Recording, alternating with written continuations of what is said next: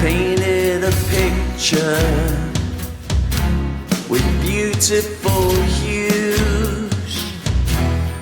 All of the colors I saw in you, born from imagination, a strange fascination, turning gray skies into blue.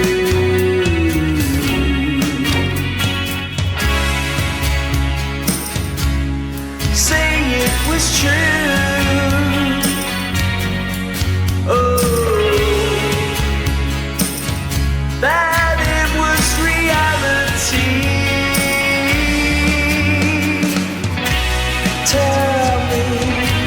Tell me that you love me.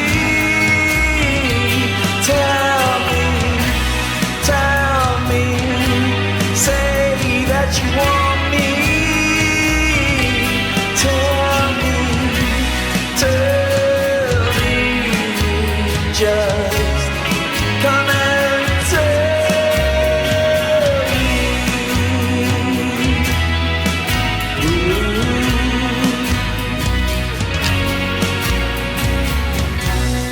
All the pathways that are in my head, there's no straight lines, only bends. The way you act is different from what you say, a storyline that never ends.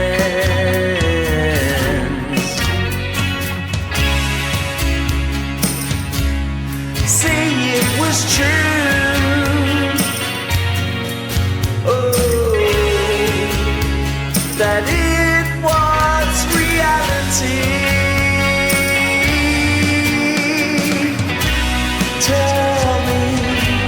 Tell me that you love me. Tell me, say that you want me. Tell me, just come and tell me.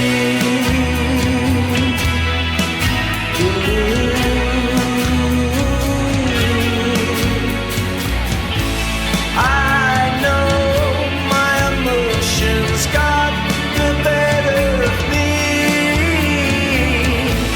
but I can't help the way I feel. Oh, tell me that you love me. Tell me, say that you want me.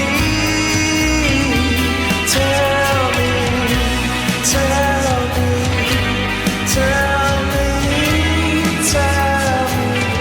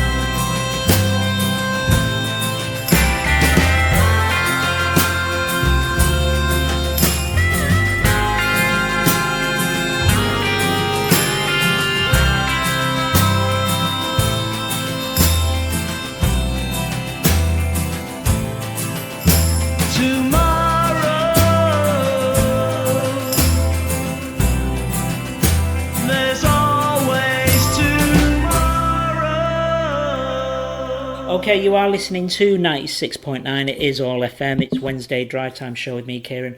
On the line, I have the legendary guitarist, collaborated with the genius Morrissey as well, doing his own work, Alan White. Hello, Alan. Thank you so much for doing this interview. Thank you. You're welcome. It's a pleasure. I don't know how quite to introduce you then. I'm a bit sort of starstruck at the moment, so, you know, because I'm a big sort of Morrissey fan and been a fan of yours as well, so stuff like that. So forgive me if I waffle on a little bit. But listen, I love the new EP, Tell Me, and the song as well. And it's a bit of a treat as well for us sort of Morrissey fans and Smiths fans, with Craig Gannon being on board as well. You got the boys back, Spence, Gary, stuff like that. How did that come about, you know, after all these years? Who got in touch with who and say, do you know what? Why don't we get together like the old days and start playing a song together? And of course, Sunny Days as well. I missed that track. You did that as well, which was brilliant. So yeah. Well, I think, funny enough, I had a group of musicians here in Los Angeles, and one of the guys, you know, just as COVID was starting, had gone off traveling around America, and I had a gig booked at the Morrissey convention, and all of a sudden I was without my main guy on guitar, and then I had recently connected with Spencer and was going to get him involved, and then I thought, well, I should try and get Gary to play this concert, you know, with me over here in LA. Mm-hmm. And then, you know, with my main guy dropping out on guitar, this guy called Greg Campy had played with Smash Mouth. Gary suggested that I should reach out to Craig Gannon, you know, because I actually thought Boz was, you know, Boz at that point was still playing with Morrissey, and I thought, right, you know, his hands would have been tied, and this was before I got back playing with Morrissey. And I said to Gary, you know, do you think Craig would be interested? He said, well, yeah, I think he would be. Like, you know, if you don't ask, you don't know, do you? You exactly, know? Yeah. And I just thought, that sounds brilliant, you know. And the funny thing is about Craig is he could have so easily have been one of the so-called lads, you know. He did well. Yeah. He had a great quiff back in the day, didn't he? And, you know, and the crazy thing is all the boys look terrific still, you know, like Spenny he's in great shape. He's like a martial arts expert. He's in sublime shape. He's fit as a fiddle. Gary still looks the same, Gaz, you know. Yeah. Still as cool as ever. And Craig looks fantastic too. So, you know, we're all holding up pretty well for considering how old we are. Well, it was funny because when I watched it on like YouTube, and when the credits went up, because when I was watching it, I was like, oh, Gary's back playing the double bass. It looks brilliant. Just reminds me of the old days. But the funny thing was, when the credits ran up, I seen Spencer, and I was like, Spencer wasn't in that, was he? I've seen Gary, Craig, and I was like, and I rewound it, and I was like, oh, but he was the only one that had sort of changed. He still looks great, but he's the only one I just didn't recognise, because like you said, like, you've not like changed one bit. I don't know what the hell your secret is. You still look the same from, 30 years ago or whatever. Your body may not feel it, but you do, honestly. Well, I tried to keep fit by doing jogging and 100 push-ups a day or something, you know, and then I try to eat smart. But I mean, obviously, I have aged, but yeah, I don't know. You know, I don't think about it. Maybe that's the key. Yeah, definitely that's the key. Still immature as I've always been, you know. just keep on going. What was it hard to do doing that sort of like with the Zoom? You know, did it have to be done like in a couple of takes and stuff like that? I mean, visually it's great as well for the fans to look out, because we can all sort of see you. Do you know what I mean? But is that like a bit of a harder process to do, or is it pretty It's straightforward? timely. It is hard, but luckily, you know, with help from my good man Darren Neuer, who's kind of like my artistic guru and mindset, who gets the whole idea of my art and how it is projected and portrayed. He assembled everybody's individual miming, kind of like recording in a sense Yeah. of that song. So, I mean, yeah, we're not playing live, unfortunately, in that sense, No. all together. But you know, how it worked was we file shared through the internet, obviously, and then I mixed everybody's parts in Wow. to the basic track, and then, you know, mixed and co-mixed with Gaz as well on a couple of songs.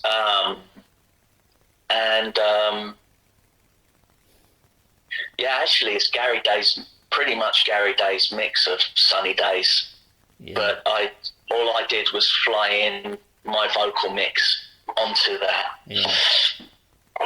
But, you know, Darren got everybody's individual videos and comprised it into one. So that's you know, the genius from him. He's designed all my record covers, Oh. record labels. Right. He's kind of been my right-hand man, you know, and to be honest, I owe a lot to him. If it wasn't for him, you know, I probably wouldn't be having a solo career right now. All right. It's been. I mean, I'm sure I could have in some way, shape, or form, but I wouldn't.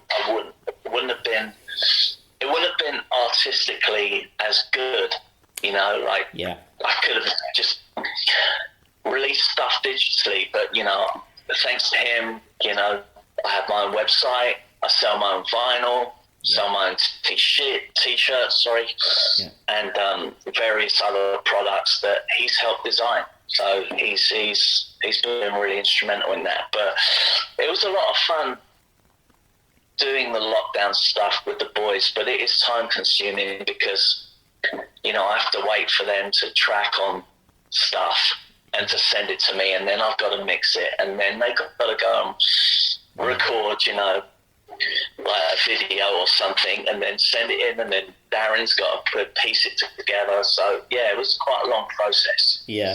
I mean, back from your first EP in 2018, The Experiment, was that sort of like what it said on the tin? Was that like, did you mean it in the sense of an experiment of sounds, or did you mean it sort of like, this is just going to be a bit of an experiment for me doing this on my own kind of thing? Or did you sort of like already have a set idea and think, well, no, I've got a bunch of EPs in me at the moment, and this is what I want to do at the moment? That's a very interesting question, actually. The Experiment song and the title of the EP obviously comes from the song, but it wasn't in reference to, you know, this is going to be an experiment or anything. It actually happened by accident. I was at the time, I found this keyboard sound that was called like Indian strings in this plugin that I had, and I started messing about with it, and I was like, oh, it's got a little bit of a Dear Prudence vibe, you know. Yeah. It sounded a little bit like Gang Lord as well, but that was an accident. Yeah. You know, I subliminally ripped myself off, you know. But I was messing about with this repetitive thing, and I thought, well, that's really good, I should track that. And then I just started programming some drums and put down some bass, and then added some guitars. But I got to a certain point where I stopped, Right. you know, and was thinking, I need another part for this. And then, so I had stopped at some bit, but really, I called that tune Experiment, okay? And really, I wasn't thinking, oh, I'm going to turn this tune into a song. I just thought, oh, that's a cool sound. You know, I'll build something around that. Right. And then 2 weeks later, I was like, oh, I know, I can add this other part, this other section to the song. I kind of had an intro, verse, music tag, verse, you know, but I needed kind of like a bridge or something. I needed different parts to the tune, and then I finally got this other tune to add to it, or another section. And then I don't know what happened. At some point, it was like I had these lyrics. And I was like, wait a minute, this song could be called The Experiment, and you know, it could be a question about what is our meaning and our purpose, and is there life after death? Is there ghosts? Is there UFOs? Is this the, you know, like it just more was a song about questioning our purpose and our existence. Yeah. And even though the lyrics are pretty simple, I mean, life is one big experiment, isn't it? There's not a manual for it, is there? Tell me about it, and I think we've learned that through COVID as well, even more so. So I think you know, before sort of like you joined sort of forces with Morrissey and stuff like that. I mean, did you ever sort of front up and do sort of your own singing with bands, or were you sort of like just at the sideline doing backing vocals, strumming your guitar and stuff like that? Because I know like you've known like Spence and Gary like for years and stuff like that. It's just, how did it sort of like? To be honest, I was busy being a father to 2 kids. You know, my daughter is 6 years old and my son is 9. I was busy being a dad, really, but I was doing like a lot of sessions, and that's how I managed to get songwriting credits with some mainstream people, like the Black Eyed Peas, Rihanna, Madonna, etc., Chris Brown. And it was through a group of songwriters that I was connected with, where I got a lot of that commercial work from, and it was enjoyable. It was really fun, you know. And then also I was doing a lot of work, a lot of music for TV shows like Riverdale, Gossip Girl, Chuck, Mad Men, sorry. What's the other one? Anyway, you know, various shows, various TV stuff, because you know. Right. Yeah, so I was keeping busy in other avenues. Right. Okay. But it was interesting, you know. Just prior to the COVID situation, you know, I was working a good year into my solo project, and was really adamant on trying to get my music released, because over a 30-year period, you know, I delved through a lot of songs, and I thought, you know, I have a lot of songs here that I've never released, and it's stupid, really. Why don't I recut these? Why don't I redo them or rework some of them, as well as write new stuff? Because The Experiment is a new song. A Higher Power was a new song. Tell Me was a new song. Sunny Days was a new song. Death Was Rock and Roll was a new song. So I had a lot of new stuff, but I had a lot of old stuff too, where it's like, I should release this stuff. It's a crime it's not released, you know? Absolutely. So I found about 70 tunes, you know, in the vault as such that I want to kind of put out, as well as write new stuff. Yeah. I think as well, like it was hard, maybe sort of, because people probably don't really know what to expect of someone like you as well. You know, just obviously because you just get known for sort of like writing the music for Morrissey and stuff like that. So if someone's sort of like, right, I'm going to do stuff on my own, then people probably think, oh, what's this going to be like? And maybe think, oh, it's good. It's going to be rockabilly. I can feel it, or a very melodic. But I think you covered sort of all sorts of genres, especially with the Higher Power, because I love that track because it's not what I expected from you. Do you know what I mean? Because it was a really dirty rock and roll songs with swagger and stuff like that. So it surprised me. And that means a lot. Yeah, it definitely surprised me. That song's really a love song about my kids, you know. Right.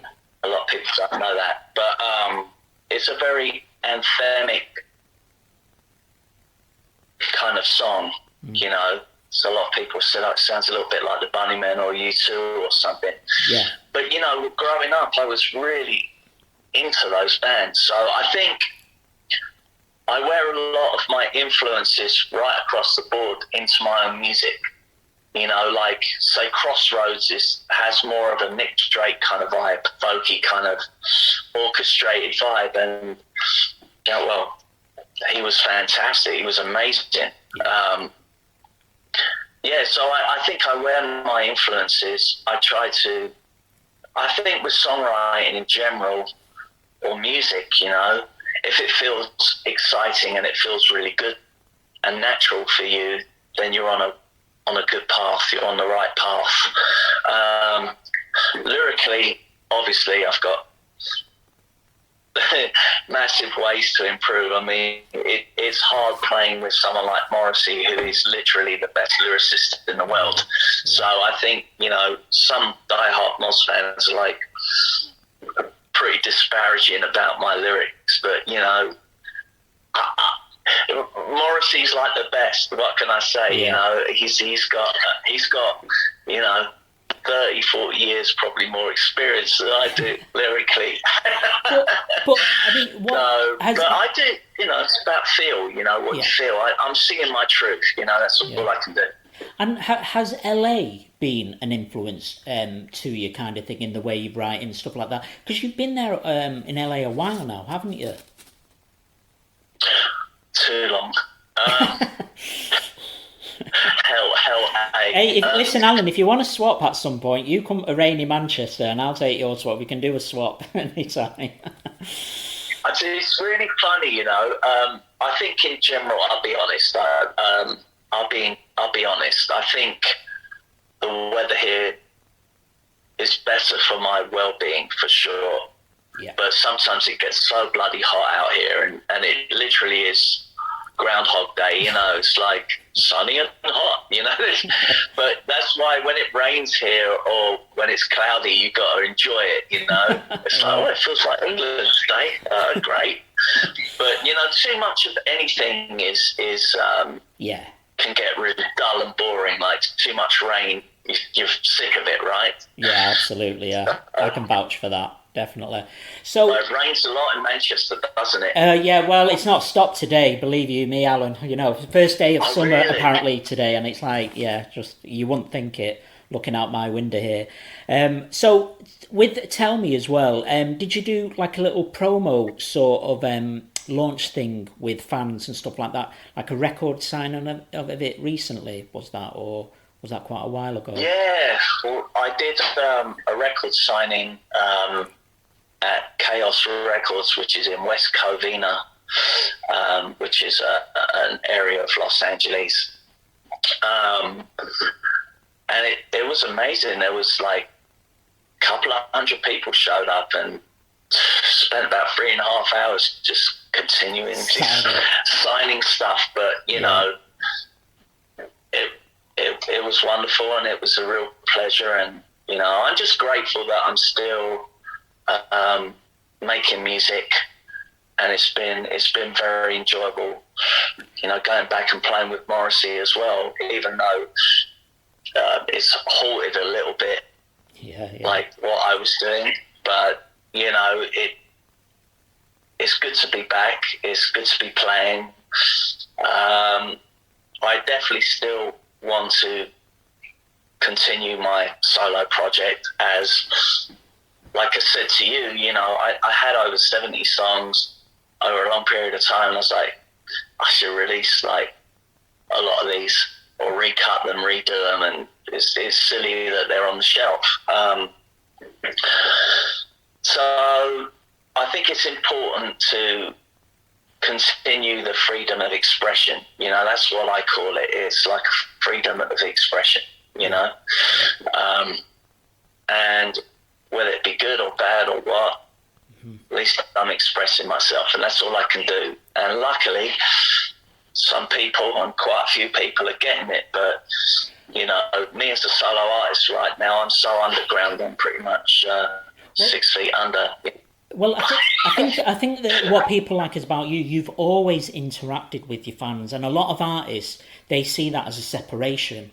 Do you know what I mean? It's like, just let me do my thing, and you're the fans. You keep to your end, and I'll keep to my end. But that's never been the case with you.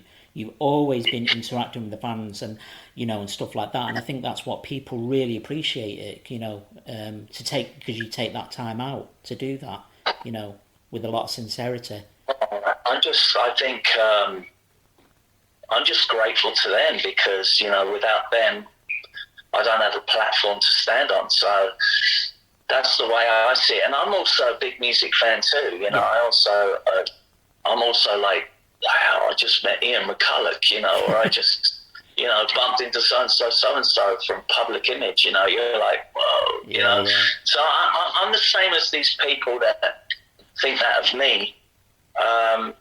Also, I'm just grateful that I can make a living as a musician because I pretty much failed at everything else. So, Yeah. I grew up with really rough jobs and stuff. So I come from that background, and I don't see the point in being, obnoxious or arrogant towards your fans. I just don't understand it. I don't understand how someone could be rude to a fan. I mean, there's been times, obviously, there was one time we were all out and we were just having a bite to eat. Some fans came over and we all had food on the table, and we could see Gaz getting a bit wound up. And Gaz, Gary, let me deal with this, This was back in the early Morrissey days. And I just said, hey, fans are coming over, but we're just about to eat something. Give us 15 minutes and we'll gladly sign something. Yeah. It's like... There's a way of dealing just with be it. polite. Yeah. So I know obviously you've seen on YouTube as well, you've toured, you played, homecoming shows near you in America and stuff like that. Would you be up for sort of or is it up to sort of promoters to sort of come, further afield, come to England and do a few sort of venues, to promote your solo and stuff like that? Or is that just, I suppose with COVID and all that, it's difficult as well at the moment, and It is. I mean, to be honest, I had a whole tour lined up just prior to COVID hitting. Right. To do about 6 shows in England, but to be honest, we want to try and set up a couple of shows in England, and it'll probably be at the 100 Club in London. We'd probably do 2 shows there and just see what the turnout would be like, Yeah, that'd be cool. Yeah, I think, it'll only be selective shows, and we don't want to overplay, and we don't want to underplay either, but they have to be sensible places. I'd love to play Manchester. Manchester, it's a great scene there. Yeah. And of course, all the Mozza fan base is pretty much there still as well, isn't it? So I would love to do shows. It's been pretty tough because we at the moment I'm kind of DIY, but I'm looking at various options, and that's why my record has been sold on my site and not distributed in UK and Europe, which really sucks. I'm looking into that too, looking into ways to... I mean, it's very underground. Like I said, it's very underground right now, but it's just a matter of when all the pieces get put into place, and then things will really kick off and start happening, Listen, Alan, I don't know why I've got a message coming up saying my Zoom's going to end up in 10 minutes. So what I'll do, I'll just end up with the final question. Sorry about this, because I had so much more to ask you, but I don't know what it must be like. Because I only uploaded the app. I don't know why it's only giving me. So anyway, you're back obviously with Morrissey, and you're doing 5 nights at Vegas at the Caesars Palace. So you're doing you're doing the 1st, the 2nd, the 6th, the 8th, and the 9th. And what's it sort of? Are you back writing with him at the moment, or you're not allowed to sort of say otherwise? No. I've written a load of tunes, and he originally broached to me and said, like, I'd like to write a record with you. Would you be interested? And it was like, you're the best lyricist I ever worked with. It's kind of a no-brainer, right? Yeah, brilliant. Yeah, okay. Great stuff. And so I've been busy writing a lot of tunes, and I really want to solidify that. I really want to work towards that, because I think we could write an amazing record. Brilliant. Okay. Well, I'm going to look forward to it. It's great that you're back on board with Morrissey and stuff like that. I mean, and it's been an absolute privilege, because I've seen you a couple of times at Blackburn, King George's, or even when Morrissey didn't have a record deal, 2002. I was at the Manchester gig, May the 22nd, and stuff like that. And visually, that gig was so amazing. It was amazing. And what I just say as well, visually, you were brilliant to look at, all the band and stuff like that. And I remember looking at you, being envy of your quiff, and trying to get my quiff done the next day, and I was obsessed with your guitars and stuff like that. So I want to say, Alan, from the bottom of my heart, thank you so much. It means the world to me to get this interview. And and I'm sorry I never reached out sooner, man. It was just been crazy. I always say life's about timing, and this was the right time. So thanks, Alan. You're welcome. And Manchester's not friendly towards hair, is it? No, no, definitely not. Thanks, Alan. Thanks, Kieran. God bless. Bye-bye. You too, buddy. Bye.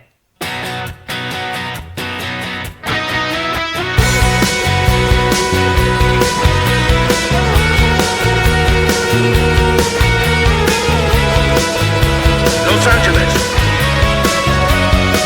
you are too hot.